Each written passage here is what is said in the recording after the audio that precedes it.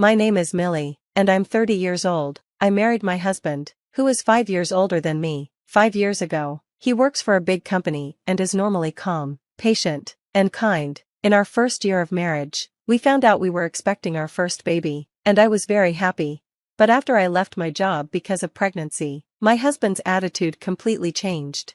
One day, when I was really sick from pregnancy and couldn't get out of bed, I fell asleep until the afternoon. When my husband, Stephen, came home, I explained why I hadn't gotten up, but he became angry. He yelled, "What were you doing all day? You think I'm stupid? Morning sickness isn't a big deal. I'm tired after working all day, so hurry up and make dinner." From that day on, he started criticizing everything I did around the house. "Can't you even do this right? You're really stupid." He would say things like, "I don't know how you've survived. If you're this dumb, what can you even do?" If I ever tried to speak up or argue, he would curse and tell me to shut up. He didn't care about what I thought anymore. I was shocked, because my husband had changed so suddenly. At first, I thought it was just a bad day, and once the baby came, he would go back to being kind, but that didn't happen. Even after our child was born, he stayed the same. I still loved him and didn't want to believe our marriage was a mistake. Even though others would say I was being mistreated, I didn't see it that way. I thought it was my fault for not being good enough, and I was scared that he might leave me. 5 years went by, and we had 3 kids, but Stephen only gave me $500 each month for living expenses. We lived in company housing, so rent and bills were taken care of, but the money wasn't enough for food and other necessities. I started using my savings to cover the costs, but eventually, that ran out, and we struggled to get by. One evening, when I made a simple dinner because we didn't have enough money for more, he yelled, "What is this? Is this all you made for dinner? You're at home all day. Can't you cook something better?" When I told him I didn't have enough money for more ingredients, he responded angrily, "I give you money every month. It's your job to manage the house. You're just wasting my money." He didn't stop yelling. To make things worse, I found out that Stephen had been having an affair for years. At first, he kept it secret, but recently, he stopped hiding it altogether. Even though things were tough, I was still afraid Stephen would leave me. I realized that I had become completely controlled by him.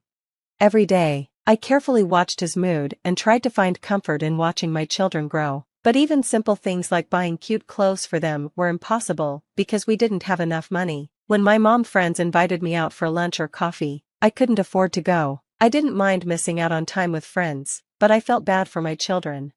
Stephen would say that $500 was plenty for a housewife, but the other moms around me didn't seem to struggle. They always looked well-dressed and happy, and their children seemed happy too. I began to lose confidence and felt like it was all my fault, like I was a bad mother. One day, I made a bold decision. I talked to one of my closest mom friends about everything. She was shocked when she heard what I was going through and said, "None of this is your fault, Millie. Your husband is wrong. He's harassing you." I had never thought of it that way before. My friend told me, "You're not stupid or incompetent. You're a great mom." Her kind words gave me the courage to speak up to Stephen about needing more money. When I asked for a raise in the living expenses, he got angry. "What are you talking about? I'm giving you enough. Stop wasting my money." I explained, "The kids are getting older, and I need to buy things for them. Plus, I need money to spend time with their friends' moms." He shouted, "No way. You stay at home, take care of the kids, and do the housework. Don't talk to me like you're capable of more." The children started crying because of the yelling. I yelled back, "Shut up, you keep them quiet." Then, without even thinking, I said, "I want a divorce." I was surprised by my own words. I had never thought of divorce before. Stephen paused for a moment, shocked, but then he responded angrily, "Do you really think you can say that, you parasite?"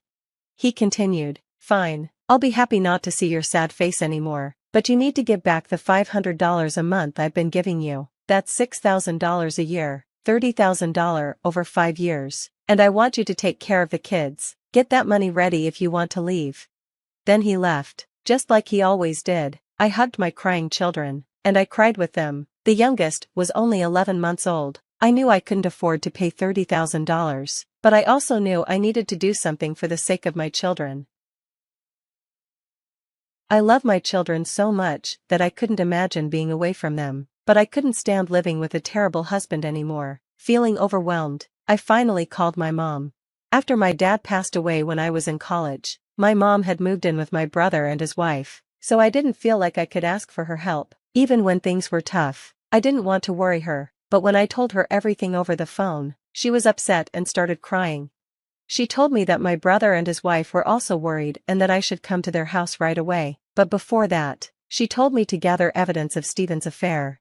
I started keeping track of his actions, like receipts for expensive gifts he bought for his lover and hotel records showing they stayed together. It was easy to gather evidence because he left everything lying around. My mom hired a lawyer to talk to Steven. He refused the divorce and said he wanted to keep custody of the children. I realized this would take a long time, so I decided to get ready to leave with my children and go to my brother's house.